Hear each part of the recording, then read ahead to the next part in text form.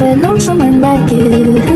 Tangled and I'm stuck by you. Don't clue, don't forget to kiss me. Bismillahirrahmanirrahim. Assalamualaikum warahmatullahi wabarakatuh. Waalaikumsalam warahmatullahi wabarakatuh. Baiklah, kita mulai acara kita terkait tentang penyuluhan sex education dan pengasuh. Nah, pertama-tama marilah kita panjatkan puji dan syukur kita atas kehadiran Allah SWT yang telah memberikan kita rahmat dan karunia sehingga kita masih bisa mengikuti kegiatan di pagi hari ini. Salam salam dan berbahagia kita hadiahkan kepada Nabi besar kita yakni Nabi Muhammad SAW. Baiklah, tanpa pada kata-kata mukadimah. Bagaimana kabar ibu semua? Terima kasih ya ibu semua sudah memberikan kesempatan dan hadir dalam kegiatan penyuluhan kami. Nah, di sini kami akan menjelaskan terkait tentang sex education dan pola asuh. Nah, untuk perkenalan diri kami dari mahasiswa PD PAUD UNT PP 2022. Baiklah, untuk materi yang pertama itu terkait tentang sex education. Itu yang akan maka agar acara kita diberkahi oleh Allah SWT, lebih dahulu kita ada bacaan oleh saudari kepada saudari. Assalamualaikum warahmatullahi wabarakatuh. Waalaikumsalam warahmatullahi wabarakatuh. Assalamualaikum warahmatullahi wabarakatuh. Waalaikumsalam warahmatullahi wabarakatuh.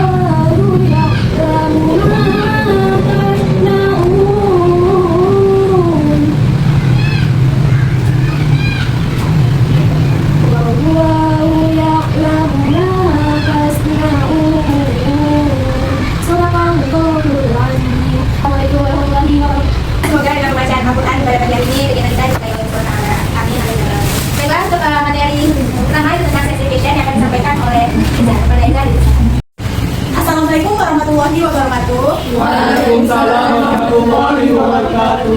Masya Allah, bunda-bunda pasti ada dari kita sangat bangga punya bunda yang masih ingin diedukasi, masih ingin mencari ilmu, atau bahasa gaulnya sekarang itu apa ya, lupa bahasanya sekarang itu open minded. Biasanya gengsi itu bunda-bunda bilangnya open minded. Oke, kita beri tepuk tangan dulu untuk bunda-bunda kita yang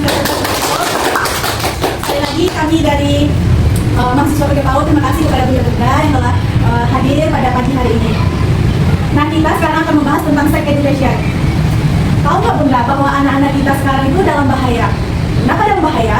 Karena data dari pemberdayaan perempuan dan anak 25.000, sekali lagi 25.000 per bulan anak mengakses situs porno atau situs dewasa. 60% itu anak men-searchingnya dari internet. Nah, 10%-nya lagi itu berkontribusi langsung terhadap pelecehan seksual. Lebih mirisnya lagi, pelecehan seksual itu dilakukan oleh orang-orang terdekat seperti keluarga, tetangga, teman, orang tua, bahkan ada juga dari guru. Miris sekali bukan?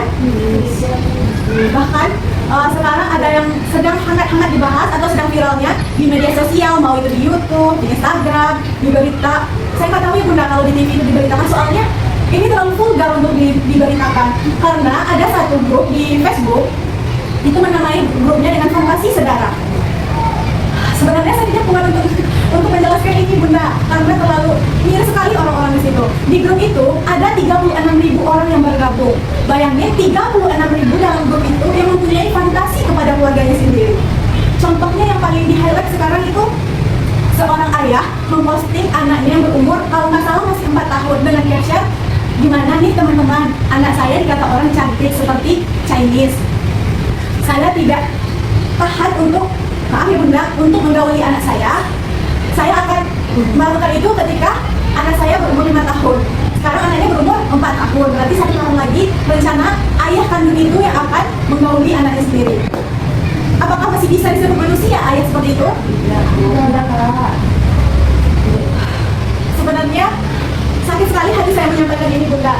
Seperti tidak ada lagi tempat ternyaman untuk anak dan perempuan, di mana keluarga seharusnya tempat teraman, tempat ternyaman, tempat berlindung, tetapi disitulah sarang dari predator tersebut. Bunda tahu di grup itu membahas tentang mengirim foto anaknya yang maaf tidak berbaju, tidak berbusana, atau enggak ibunya, atau enggak saudara perempuannya, situ diposting.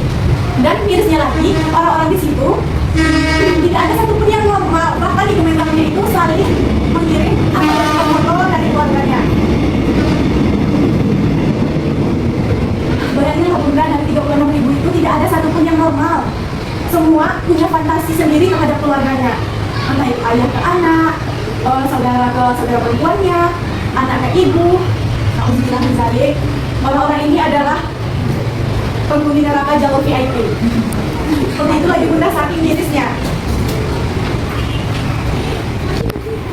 Bagaimana pasti Bunda khawatir tentang maraknya tentang kasus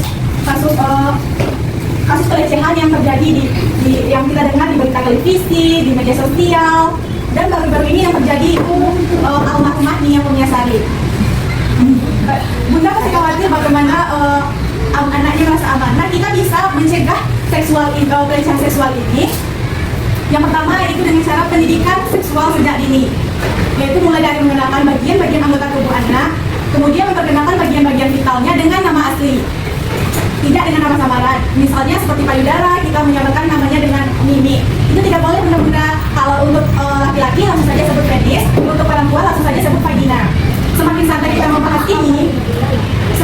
kita membahas ini, maka Anda akan semakin berkurang rasa penasarannya. Jika Anda berkurang rasa penasarannya, Anda tidak internet. Nah, jika Anda ini diam-diam searching di internet, Anda akan terjebak di sana. Kita tahu betapa liarnya internet itu. Nah, jika sudah terjebak di situ, maka Anda akan susah sekali untuk keluar dari zona tersebut. Yang kedua yaitu mengajarkan Anda tentang privacy. Ajarkan ke Anda bahwa hak dia terhadap tubuhnya sendiri. Dia berhak bilang tidak jika disentuh di bagian yang dia tidak nyaman. Kemudian jadilah pendengar yang baik terhadap anak. Sering sekali pelecehan ini terjadi dengan hal-hal kecil. Misalnya keluarga, dia berhak bilang tidak jika disentuh di bagian yang dia tidak nyaman. Kemudian jadilah pendengar yang baik terhadap anak. Sering sekali pelecehan ini terjadi dengan hal-hal kecil. Misalnya keluarganya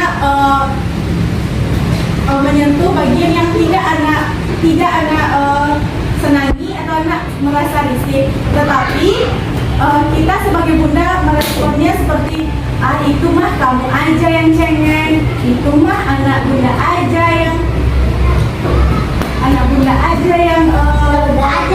karena anak-anak itu anak-anak malas lagi bercerita kepada orang tuanya karena dapat respon seperti itu. Nah, kemudian yaitu membatasi gadget terhadap anak, karena gadget ini akan pengaruhnya sangat besar. Nah, pemerintah saja melarang bahwa gadget itu untuk anak di atas 13 tahun ke atas. Nah, kemudian kapan sih mengenalkan seks ini kepada anak? Yaitu bisa dari sejak anak baru lahir di atas dunia, itu bisa dikenalkan bukan tentang teori bunda, tapi dengan cara waktu kita memandikannya itu diusahakan tidak ada orang lain di situ, dan kemudian saat memakaikan busananya diusahakan di tempat yang tertutup. Kemudian saat membersihkan bagian vital anak selalu meminta izin. Misalnya ketika kita membersihkan buang air besar anak itu, kita harus permisi, adek, bunda permisi ya membersihkannya. Seperti itu setiap kita ingin membersihkan organ vital anak. Nah, jangan sekali-kali bercanda tentang organ vital ini. Biasanya, anunya kecil, kan kita sering tuh bunda. Itu tidak boleh. Kita harus dari kecil membiasakan bahwa itu adalah bagian privasi anak. Kemudian ada fase di mana anak itu tertarik dengan seksual, yaitu dari fase 4 sampai 6 tahun atau disebut dengan fase paling. Itu fase normal bunda, karena di fase itu anak akan merasakan ada sensasi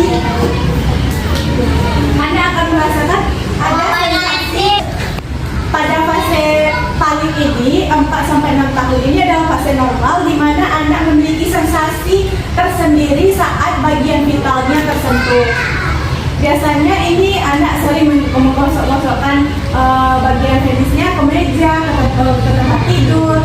Ini bagian dari fase normal Bunda. Tetapi ada anak-anak itu yang fase validnya terlalu kelihatan, ada juga yang tidak terlalu terlihat. Tetapi pada fase ini kita juga harus mengedukasi anak bahwa ada hal yang baik dilakukan, ada hal yang tidak dilakukan. Nah, ketika pada fase valid ini anak harus ketika anak sering memegang bagian vitalnya, Bunda sebisa mungkin mengalihkan perhatian anak, bisa dengan mengajak anak bermain slime atau squishy. Nah, kemudian ada lagi di orang tua ini sudah banyak orang tua anak muda sudah menerapkan tentang sex education ini kepada anaknya, tetapi masalahnya itu di orang tuanya. Kenapa? Karena seperti ini, ketika kita kumpul keluarga, pasti yang paling kecil itu yang sering dicium-cium, dicubit-cubit, ya kan? Di situ kan banyak anak-anak tuh yang risih, menangis gitu. Tapi kita malah mendukung seperti ini.